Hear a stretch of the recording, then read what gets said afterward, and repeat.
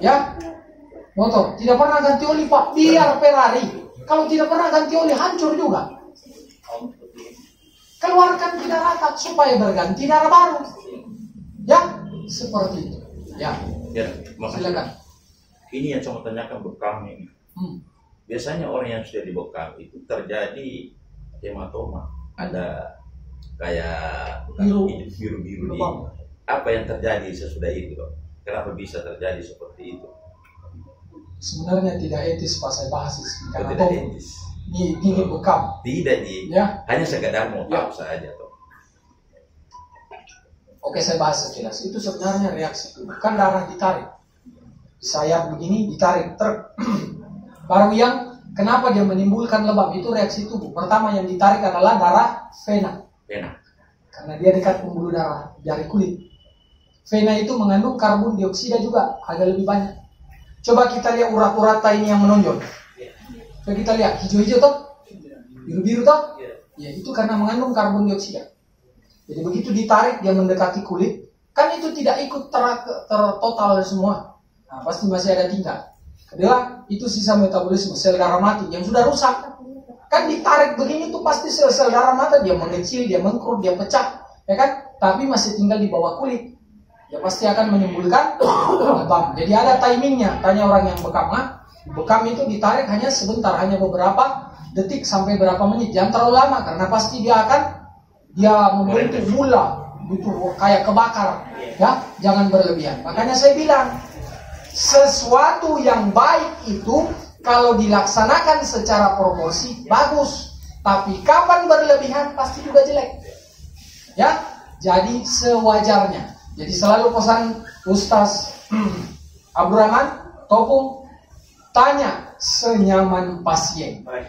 Jangan kita cancang Pak. Oh, anu keras. Pasien sudah sakit. Tambah begini, tambah cancang Pak. Pas selesai Topung, bukan sembuh, sakit. Ya, seperti itu. Jangan juga bagaimana nih kalau 5 pasien tak baru 1 lapar Miki, suruh 3 besok. Tidak mungkin kan? Nah, jadi sesuai proporsi senyaman mungkin. Itu ya. Kurang lebih seperti itu. Ya. Tanya lagi, mana lagi yang lain? Jangki ragu-ragu, ada biasa begitu. Takut-takut Kak bertanya, nanti diketawai Kak Jangki. Lebih baik kita saling menertawai di ruangan ini daripada di luar orang lain yang tertawai Anda. Makanya tanya memang Ki, saya jawab selama saya tahu. Saya malu Kak saya kalau ada ditanya orang tidak tahu. Di mana? Dokter Ibrahim mau materinya. Ustaz Abdurrahman, Masya Allah. Di mana saya mau simpan mukaku? Masih ada satu saya lupa Dok. Ya. Itu biasanya kalau kita misalnya, ini kita kan sudah pelatihan nih. Ada pasien datang dengan keluhan nyeri punggung sih.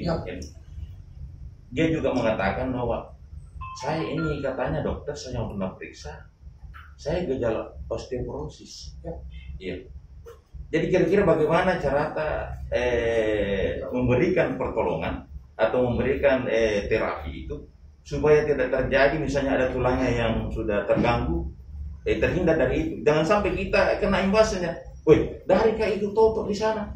Ini hancur tulang belakangku di sini sana. Makasih Dok. Oke. Kalau saya lihat situasional dan terkondisi. Kalau kita berhadapan dengan orang yang misal keluhan, ada juga kombinasi osteoporosis. Pertama, kalau kita lihat orang yang mampu suruh Pak foto Ki, bones inspection ada di Prodia. Apa? Lihat gitu dan sampai keropos memang pinggul tak. Suruh dia. Berapa bayarnya? Ya mungkin 1-2 juta itu Pak. Woi mahal. Ya sudah. Bilang pakai BPJS Kak, ya sudah. Yang penting kita sudah menyampaikan. Jadi kalau ada apa masalah yang belakang kan saya sudah sampaikan Pak. Toh? Yang kedua, yaitu tadi kita sudah tahu keropos jangan dicancang, pelan-pelan saja. Belum tentu dikasih keras langsung sembuh besok. Tidak, pelan-pelan dulu. Sesuai proporsi. Kalau baru pertama umur 82 tahun, jalan sudah bungkuk, ditiup angin kayak mau jatuh, ya pelan-pelan juga. Sesuai proporsinya. Ya kan? Kalau kita raba, sebelum kita topung, kita lihat kan dulu struktur tulang belakangnya. Oh ini bungkumnya. Kalau bungkuk berarti osteoporosis berat. Toh? Atau bilang, kenapa keluar sebelah, keluar Satu ke dalam, sudah pernah jatuh, pernah ditabrak tidak? Itu perlu ditanya. Makanya datang orang jangan langsung bilang buka baju balik belakang. Itu perlu ditanya-tanya. Dipoto juga kalau perlu. Foto tulangnya dari depan dari samping. Untuk apa dipoto? Supaya kita tahu kan kita masih ingat kan memori itu. Bagaimana kalau 100% tak mau ingat kan? Yang mana belakangnya ini? Toh kita catat, oh ini bapak ini begini belakangnya. Oh ini begini, oh dari samping begini. Oh ada tinggi sebelah kan kelihatan. Tulis namanya, ini bapak ini. Ya? Oke. Ya. Nah, saya suka kalau makin ini dulu. Dia tadi bertanya. Assalamualaikum warahmatullahi wabarakatuh. Waalaikumsalam. Nama dari mana? Supaya kita baku kenal semua. Iya, saya Dania dari Maros. Oh dari Maros. Begini dok, saya mau bertanya, apakah orang yang sudah operasi tulang belakang bisa ditopung? Wah, kalau itu secara teknis. Kalau saya belum pernah saya dapat begitu. Mungkin ke masternya langsung. Saya sendiri belum pernah dapat saya topung kalau yang sudah pernah dioperasi. Ya, mungkin bagaimana harus? Oh bisa, nah bisa. Apakah tidak berisiko? Kalau itu nanti teknis, nanti beliau yang jawab. Ya, kalau teknis dia. Karena kalau kita cara secara pribadi saya tidak bisa jawab karena saya tidak pernah dapat itu.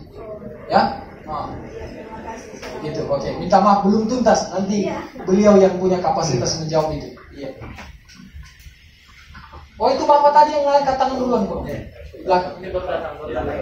Ya, tidak apa-apa. Nama dari mana?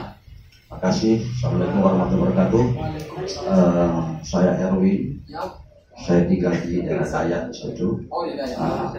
Yang saya bertanyakan dok, ini sebenarnya yang bagusnya itu kalau kita topung itu apakah dalam keadaan duduk begini atau baring?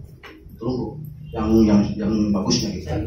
Kalau saya itu senyamannya pasien dan senyamannya Anda. Oh, apa nggak ada efeknya gitu? Apa yang lebih bagus? Apakah dia tidur baring atau dia duduk gitu? Tidak sih, ada juga yang duduk, ada juga yang baring. Kan senyamannya kita. Yang sampai dia menurut dia nyaman, kita yang menderita. Pegang tangan tak lama. Toh, sebentar dia yang mau kita yang mau begini, dia yang menderita. Baring ibu, aduh saya tidak bisa baring ini. Kita dulu, kita cancang juga, dia tidak nyaman. Jadi tanya Ki, yang enaknya dia, enaknya saya bagaimana? Terus saya nunggu Pak dok, itu kalau kita cara topungnya itu memang harus ditekan atau apa kalau kita cuma pelan-pelan aja apa dia beraksi atau gimana Pak? Sesuai kondisi pasien kan beda. Kalau kurus kayak saya sama orang yang overweight kan beda kekuatannya. Makanya selalu pasien Ustaz Abdul Rahman tekankan, Pak bagaimana nyaman, mau ditambah atau dikurangi kekuatannya? Tak ada pertanyaannya, mau ditambah Pak? Oh ya kasih keras pi lagi. Kami memang keras-keras. Bagaimana nyaman atau tidak? Dikurangi atau tidak? Dikurangi. Jadi efektivitasnya tetap dia bekerja, Pak. Tetap dia bekerja. Mau dia pelan, mau dia keras, dia tetap bekerja. Hanya makanya itu dibuat nyaman pasien. Supaya target yang pertama adalah apa? Hormon endorfin, hormon pembuat kita bahagia. Kita rileks langsung keluar dalam 5 menit pertama. Dia keluar dari ini, dia nyaman. Oh iya nyaman. Kalau perlu tertidur bagus. Itu bagus walaupun hanya beberapa detik. Apalagi, saya kalau ditopung tengkurap sudah. Baru 5 menit tidak diajak cerita tidur maka itu. Ya, seperti itu. Berarti itu hormonnya bekerja. Dok, maaf, saya tambahkan dulu lagi. Batas umur itu berapa dok? Yang nggak ada masalah. Nggak ada ya? Nggak ada masalah. Kalau umur 80? Kalau baik kan pelan-pelan. Sesuai kapasitas. Kalau 80 pelan-pelan seperti yang saya bilang tadi. Kita lihat tidak ada gejala keropos tulang. Suruh dia duduk. Kalau duduk wah masih tegak. Oh berarti keroposnya ini masih kurang. Tapi keropos itu semua akan terjadi ke kita. Ya, kalau dia duduk wah sudah begini kayak model C. Nah, berarti keropos berat ini. Pelan-pelan juga. Nanti kita cancang patah rusuhnya selesai. Ya. Atau lepas itu penggandengnya ya. Makanya pelan-pelan, senyaman mungkin. Ya, buat topung itu nyaman banyak. Enak ini mau ditambah atau dikurangi, gitu ya. Oke, makasih. Ya. Next ya. Assalamualaikum warahmatullahi wabarakatuh. Waalaikumsalam warahmatullahi wabarakatuh. Saya panggil alam aja. Oh, dari Jember, Jawa Timur. Masya Allah, wah luar biasa. Ada dari Jember. Kapan datang ke sini Pak? Insya Allah nggak sampai seminggu masih. Seminggu jauh-jauh dari Jember. Saya ingat saya dulu sama dengan Anda dari Makassar pindah ke sana di Magetan. Ya, oke. Anda sungguh luar biasa. Ada guru kita mau datang ke sini. Ya, semoga aja nanti bermanfaat semuanya. Jadi saya tanyakan ini untuk terapi topung ya. Kalau jika kita kolaborasi dengan membacakan ayat suci Al-Quran sambil terapi itu kira-kira apakah bisa? Maksudnya ya tahu sendiri Al-Quran itu kan sangat dahsyat juga kan. Nah, dan juga kedahsyatan dari topung itu sendiri kalau kita kolaborasi apakah lebih dahsyat apa gimana gitu? Bisa dijelaskan mungkin. Terima kasih. Assalamualaikum warahmatullahi wabarakatuh. Kalau sependapat saya, orang ditopung sementara kan baca Al-Quran, Masya Allah, itu luar biasa. Kan jelas, dalam Al-Quran sudah disebutkan, Al-Quran adalah sifat. Sifat itu penyembuh, bukan mengobat. Kalau mengobat masih dua artinya, bisa dia sembuh, bisa tidak. Kalau diobati. Tapi kalau Al-Quran kan jelas, dia sifat, dia penyembuh. Kalau dia entah dia Muslim, dia non Muslim, tanya dulu dia nyaman tidak. Nanti dia bilang, nanti keluar setan ini, sementara dia keluar reaksi. Jangan dulu berpikir begitu. Kita berpikir ke substansi awal. Kita bacakan Quran, kita mendakwai dia. Yang kedua, kita mengingatkan kepada Allah. Yang penyembuh satu-satunya hanya Allah, bukan kita. Jangan pikir, kan ada biasa begitu ego kita. Biasa tak? Wih, sembuh kita.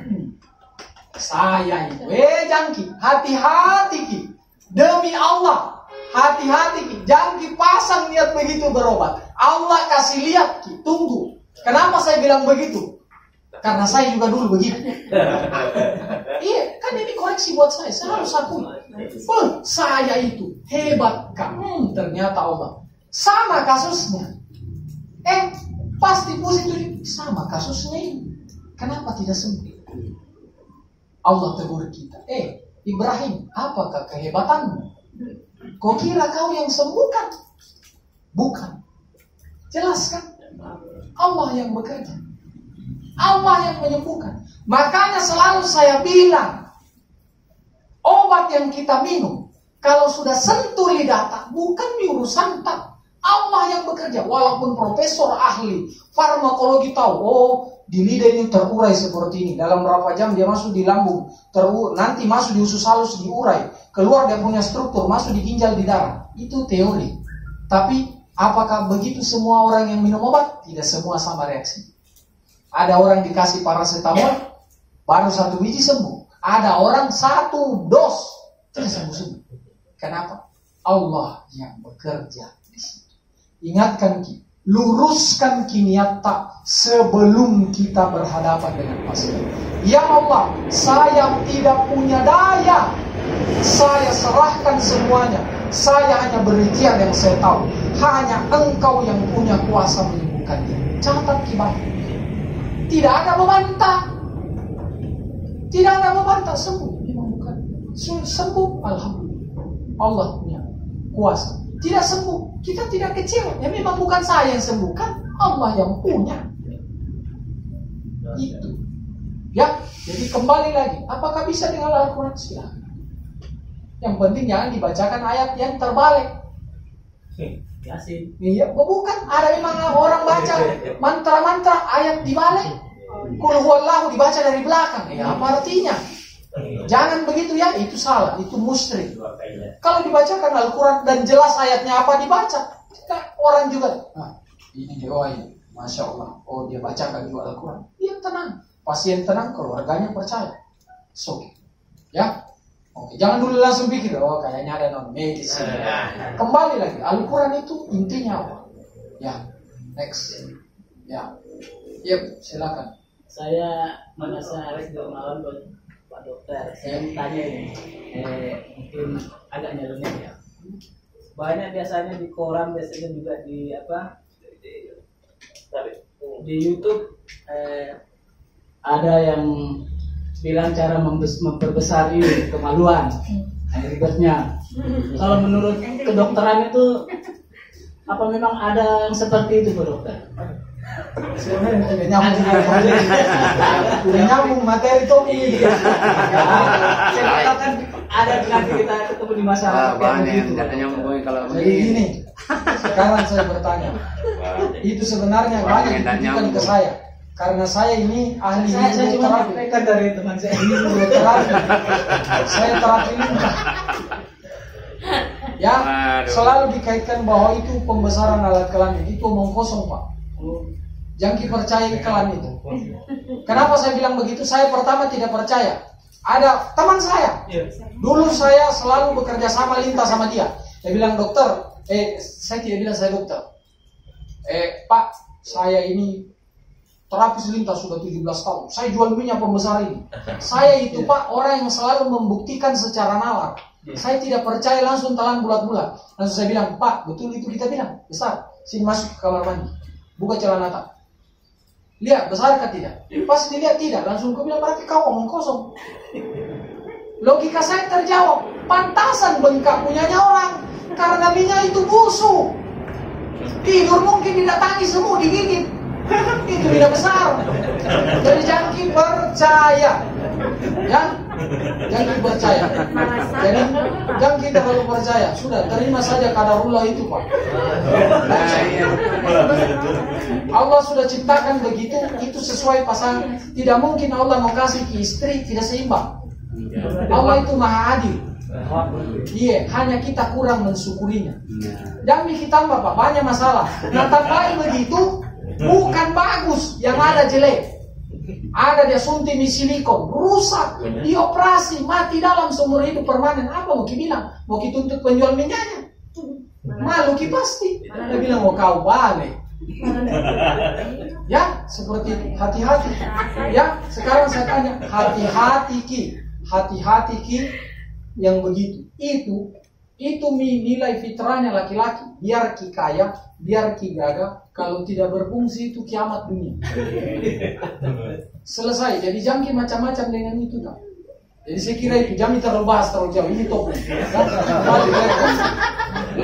Soalnya bapak-bapak kalau itu dibati-bati sampai besok subuh itu tidak jadi. Ya, yang lain. ada ibu-ibu di belakang. Kalau anda tuntas nanti di belakang. Ada cerita. Iya. Di belakang. Iya, nak mic.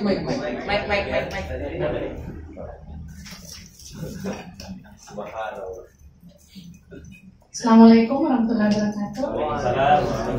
Nama saya Rahmawati dari Mamuju Tengah. Masya Allah. Ya. Jadi saya tanyakan itu biasanya saya kan saya punya sedikit ini untuk membekam. Biasanya sebelum saya bekam saya JT dulu. Apa enggak? Apa ya? Tidak ada masalah. Dikombin. Kan saya bilang tadi, kita bekerja di sini, kita mengobati di 3 prinsip. Sorry, masih banyak materi ini. Kita kembali di sini 3. Kita bekam di sini kan? Kita topung di sini. Jadi mereka saling melengkapi. Makanya topung dulu. Bagaimana reaksinya? Tidak ada. Boleh ditambah combine lain. Ya, seperti itu tidak ada masalah. Selama dia tidak berkontradiktif. Ya, tidak ada masalah. Mau dibekam kan tidak ada masalah. Kan kita lihat, oh ini orang kapasitasnya bisa dibekam, kapasitasnya bisa ditopung, kapasitasnya harus dikombinasi. Kan kita tahu, tidak semua pasien kita harus topung, bekam, tidak. Jangan disapu rata. Walaupun secara kerangka berpikir, kalau kita berpikir kan bagus, ditopung baru dibekam, oke. Tapi tidak semua penyakit bisa diperlakukan sama. Paling saya biasanya kan mereka yang minta dibekam, saya biasa yang belum pernah saya bekam itu yang DM. Belum pernah dibekam. Iya, saya takut. Ya. Jadi bekam, kalau mau bekam suruh tanya dulu kapan terakhir dia periksa gula darah. Itu sangat penting. Jangan percaya. Kapan periksa? Pernahkah periksa? Bulan lalu begini. Oh jangan. Kalau mau bekam harus, kalau bekam harus hari itu dia periksa gula darah. Jadi apalagi dia ada gejala DM, saya sarankan ke Anda harus periksa gula darah saat itu kalau dia ada DM. Jangan percaya dia bilang minggu lalu, belum tentu. Karena gula itu berproses 3-5 hari, apa yang dia makan masih terbaca. Ya, masih terbaca. Jadi saran saya begitu, lihatlah secara proporsional, mana bisa ditopung, mana bisa dibekam, mana bisa dikombinasi. Ya, tergantung penyakit. Saya lanjut dulu ya. Ini kita kembali ke situ tadi. Nah sekarang, dokter, apakah yang saya begini-begini? Apa gunanya itu? Satu, menghancurkan sumbatan lemak dan gumpalan darah. Di pinggir tepi dari struktur tulang belakang kita, itu rawan. Lama-kelamaan itu tadi, pola makan kita, pola hidup kita akan membentuk kalau lama-lama. Kalau kita masih muda, aman. Kalau kita masih rajin olahraga, makan sehat, ya kan aman. Biasanya nanti penyakit itu muncul 30 tahun ke atas. Muncul, ada sumbatan di situ. Kedua, mengembalikan posisi, kalibrasi tulang punggung. Kan tadi lemak itu dia bisa geser. Bergeser saja Pak, itu tulang punggung. Kalau dia bergeser lebih dari 3 mili sudah bikin masalah. Karena yang dikoreksi gerakan tubuh itu hanya 2 mili. Itu pun hanya yang mana? Yang bisa bergerak. Itu hanya lumbal 4 dan lumbal 5. Lumbal 1, 2, 3 itu hanya dia bergerak 1 mili saja. Lebih dari itu penyebabnya HMP, saraf kejepit. Makanya lihat nih, semua saraf terkejepit terjadi di lumbal. Bisakah terjadi di tempat lain? Bisa di torakal, di cervikal, bisa. Itu biasanya apa? Karena riwayat angkat beban, warna jatuh, warna terbentur, itu bisa dia kena di cervikal, di torakal. Ya, tapi rata-rata HMP terjadi di segmen lumbal. Antara lumbal 1 sampai 5, tapi paling banyak lumbal 4 dan 5. Di situ karena dia yang bisa bergerak sedikit. Makanya kita bisa begini. Ya, makanya kita bisa ruku, kita bisa duduk, bisa joget. Karena lumbal 4, 5 kita itu bisa bergerak. Allah sudah ciptakan dia yang bisa bergerak sedikit. Coba gayanya kaku kayak Pinocchio kita. Kayak boneka kaku begini. Tidak bisa kita ngapa-ngapain. Nah, bayangkan kita bisa bergerak begini. Ada bantalan. Bantalan itu elastis, dia kayak karet. Kayak karet, lihat di suspensi di motor atau mobilnya. Ada pengawas karetnya itu di atas. Begitu juga di tulang belakang kita. Ada bantalannya. Itu yang membuat kita bisa tegak, bisa ruku, bisa sujud, ya, bisa bergerak. Itulah Masya Allah. Luar biasanya Allah menciptakan kita. Apalagi yang kita tidak syukuri. Ketiga, mengaktifasi sistem kelenjar getah bening. Ingat, jangan pemahaman kita banyak di masyarakat. Kalau udah bilang, oh getah bening, oh kanker itu. Berarti yang di sini kan? Padahal itu keliru. Getah bening memang paling banyak di leher. Paling sensitif itu juga di leher. Kalau racunnya sudah banyak. Getah bening itu apa? Yang ada biasa di ketiak. Kalau luka di tangan, ada dia muncul sakit. Luka di kaki, ada sakit di selang kanan. Itu kelenjar getah bening. Kalau sembuh, kalau sudah sembuh itu penyakit, maka dia hilang dengan sendirinya. Seperti itu. Jadi apa gunanya kelenjar getah bening? Itu kelenjar getah bening itu sekarang yang ditekan-tekan. Itu yang selalu didengung-dengungkan karena ada COVID sekarang. Di dalam kelenjar getah bening kita itu dihasilkan NK sel. NK sel itu apa? Tentara alami tubuh kita. Allah sudah ciptakan itu 24 jam kerja sepanjang tidak pernah berhenti. Walaupun kita tidur dia bekerja. Bayangkan dia ada semua di simpangan di sini. Di sini. Di paha. Itu banyak. Sebenarnya ada di sini. Semua setiap jengkal tubuh kita itu banyak sekali kelenjar. Sebentar saya kasih lihat struktur anatominya. Ada di situ. Ya, sehingga dia yang memfilter kalau ada kuman, ada virus masuk tubuh kita melalui kulit dia tangkal, melalui darah dia tangkal. Hanya orang kenapa kena bening di sini kasihan, itu sudah racunnya sudah overload. Berlebihan sekali dia sudah tidak mampu buang. Akhirnya dia tahan membesar. Tanya ki dokter yang kita kenal. Dok, kira-kira itu kanker penyebabnya apa? Tidak ditahu itu penyebab pastinya. Tapi kesimpulan para ahli terakhir adalah apa? 80% penyebab kanker, bukan kantong kering, kanker, cancer itu adalah pola makan yang tidak sehat.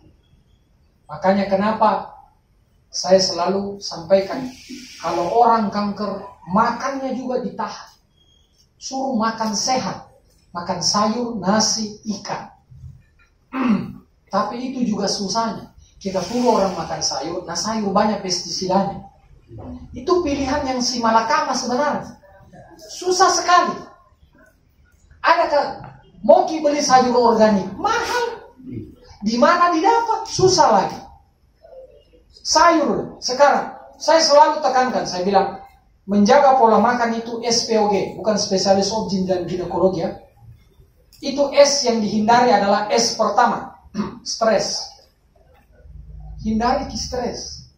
Jangan banyak dulu kita pusing, apalagi pusingi tetangga, jangan. Tetangganya beli motor, dia yang stres.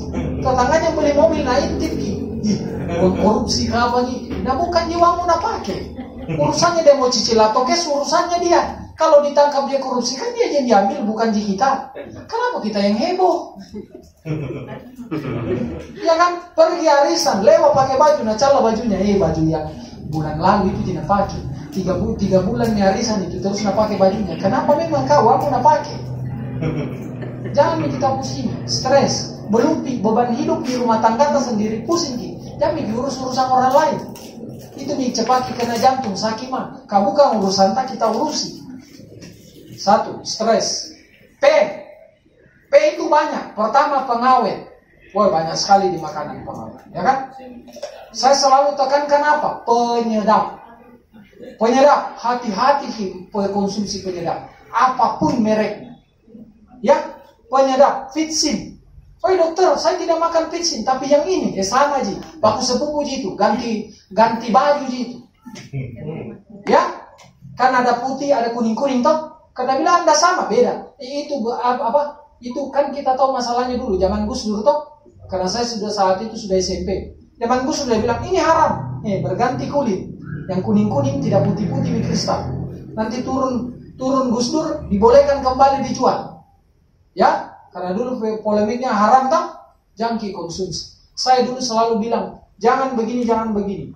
Bulan lalu saya ke Kendari. Pasien saya sampaikan begitu, jangan konsumsi begini. Dia tes saya, Pak kenapa kita larang begitu? Itu penyedap itu berbahaya, racun bagi tubuh. Racun bagi tubuh. Bayangkan kenapa? Bapakku dulu punya sawah. Kalau dia tidak dapat pupuk urea, nah ganti Fitsin. Begitu Pak. Subur toh? Subur. Tapi kalau ada kista, mioma, tumor, kanker dalam tubuh tak seperti juga di pupuk. Seperti di pupuk itu tambah jadi. Biar kita minum obat apa? Karena ada zat kandungan di dalam penyedap itu bikin salah arti, bikin tadi sel itu tidur di tulang belakang tak. Banyak nih masalah, jantung bermasalah tapi karena dia tutup menimbulkan penyumbatan lemah di tepi tulang belakang tadi, sehingga dia mau keluar untuk memberitahu ke pusat tengah tulang belakang, ini jantung rusak. Di posnya itu dia bilang, lapor saja sampai di sini. Jadi itu masalah hanya sampai di pos jaga, tidak dimasukkan di dalam. Pos jaga dia hanya bilang, tenang bos, tidur Miki saja, aman. Padahal rumah sudah terbakar di depan. Itu jeleknya pakai penyedap. Ya, dia bikin itu sel tertidur. Makanya kita disuruh cancang obat terus. Karena tidak akan pernah ada ujungnya. Kalau kuman TB sehingga di kelenjar itu dok, bisa membesar. Kalau kuman TB dia masuk kelenjar, dia akan menjadi TB kelenjar. Ada, ya, ada seperti itu. Kan TB kalau dia tinggal di paru, ya, dia jadi TB paru. Kalau di kelenjar, TB kelenjar. Ada juga di tulang belakang, dia jadi spondilitis TB. Bisa seperti itu. Ada juga pernah saya dapat dia tinggal di apa lagi namanya, di mediastinum. Ada juga di situ. Ya, oke. Saya lanjut dulu ya. Jadi tadi sampai di kelenjar getah bening. Jadi getah bening Allah sudah ciptakan setiap jengkal tubuh kita itu pertahanan tubuh kita. Makanya ada pori-pori. Kenapa dia setiap tubuh? Karena kuman dan virus itu bisa masuk pori-pori. Jangan berpikir bahwa corona itu masuk melalui hidung dan mulut. Tidak. Di saat kita berkeringat begini, pori-pori terbuka, dia terbuka. Maka lapisan pertahanan tubuh kita itu bermacam-macam. Ada dinding pertahanan permukaan, ada nanti tingkat dalam. Seperti itu. Ya. Nanti kalau lebih dalam, baca di Google. Itu bisa bilang, baca 5 menit setiap hari. Tidak rugi Ki kalau baca. Masa gosipnya Dewi Persik mau Ki baca setengah jam? Daripada itu, toh, padahal itu akan meningkatkan kapasitas tak? Kalau kita kepoi ceritanya Dewi Persik, nak kenal kita Dewi Persik. Kalau dia dengar Ki, pergi Ki di rumah, dia bilang, lu siapa? Tapi kapan kita tambah kapasitas diri tak, pasien tak tambah banyak. Ya, itu bedanya. Keempat, menstabilkan aliran darah, oksigen serta nutrisi tubuh. Jadi begitu rilis itu sumbatan tadi di tepi tulang belakang, aliran darah terbuka, dia akan seimbang. Maka apa yang kita makan, oksigen yang kita hirup sampai ke organ bermasalah, karena organ juga itu butuh oksigen untuk mereparasi dirinya. Itu cirinya host. Oksigen itu kalau terbuka, itu tadi. Kalau ditotoki, mengantuk. Nah, begitu rilis, karena begitu terbuka, oksigen itu naik ke kepala. Langsung, kayak mau kaki. Padahal hanya beberapa detik. Tapi kalau kita sampai ngorok, luar biasa itu. Ya ada orang begitu, ditotok. Iya begitu, enak. Ya, walaupun hanya berapa menit. Itu bagus, jangan diketawai. Saya dulu ikut pelatihan bekam, itu tidak dilihat prota. Begitu kita bekam orang, dia tidur langsung lulus. Langsung ditandatangan sertifikat, lulus loh. Saya tes bekam dulu, menderita. Iya, hanya indikatornya. Kalau tidur pasienmu lulus. Saya mencari guru yang kejam, dokter. Begitu. Ya, oke, lanjut. Menormalkan kerja enzim dan hormon. Ini penting. Jadi ada enzim dan hormon. Enzim ini adalah zat kimia dalam tubuh yang bekerja. Tubuh kita berprinsip hanya 2. Pendek, dia memanjang, membuka, menutup. Dia cepat, dia lemah. Itu kerjanya enzim. Tabang kaki tiba-tiba keluar Ki, diburu anjing. Ada tempo 2 meter, langsung loncat. Kenapa bisa? Padahal kalau kita ulangi belum tentu bisa. Kebakaran, terbakar rumah, langsung bisa angkat 1 lemari sendirinya. Keluar diangkat, pas selesai nih. Kenapa gak bisa angkat? Pasnya mau angkat kembali masuk, gak bisa. 3 orang dia bisa. Karena apa? Ada hormon adrenalin bekerja. Ada hormon yang meningkatkan kapasitas tubuh kita. Bisa bekerja maksimal. Ya, seperti itu. Tadinya kita mengantuk, kabur-kabur matata, jatuh uang 200.000 langsung semangat. Iwan siapa itu? Ya, itu hormon adrenalin bekerja. Itulah hormon. Ya, kenapa orang diare harus terbuang cepat? Itu racun, karena kalau enzim bekerja normal, ada yang kita salah makan langsung dibuang, tidak disinggah lambung lama-lama. Lambung hanya berapa menit, usus berapa, usus besar berapa jam, tidak. Hanya dalam hitungan beberapa menit langsung dibuang atau dimuntahkan. Itu enzim yang bekerja. Mau kita tahu lebih dalam, baca. Supaya jangki disuapi semuanya, baca sendiri. Kenapa? Saya juga dulu disuruh begitu. Malas ku baca buku. Sama Pak, saya tidak jauh beda dengan Anda. Dia tahu itu istriku. Saya itu baca buku, mau tidur. Untuk mengantar tidur. Tapi di menit-menit menjelang mengantuk, itu biasanya memori. Itu saya ya. Karena ada orang bilang, bangun subuh, tengah malam, diam-diam. Gaya aku saya mau tidur. Jadi buat senyaman mungkin. Apa berita yang kita baca, tersave di kepala. Nah itu bahayanya. Kalau kita baca Dewi Persik sebelum tidur, kita bawa mimpi. Ya, gitu. Jadi lebih baik kita baca itu anatomi, fisiologi. Oh, jantung ini dia bekerja memompa darah. Apa penyakit yang bisa terjadi? Minimal ada gambaran. Jadi kalau perawat, bidan atau dokter sekalipun tes Anda tidak bikin malu-maluin. Anda langsung dia bilang, weh saya respect Anda. Di mana Ki belajar? Weh master Ustaz Abdul Rahim. Tapi kalau dia bilang, Gimana aku ikut pelatihan dulu, jangki sebut nama, karena jangki sebut nama yang Ustaz Abdul Rahman. Ya, begitu. Oke, meningkatkan kinerja otak. Lihat nih gitu, tadi saya bilang, begitu rilis, dia bahagia, sakitnya berkurang, fresh berpikir. Tadinya suka marah-marah, tidak nih marah-marah. Ya, seperti itu. Ketika selanjutnya, meningkatkan metabolisme tubuh.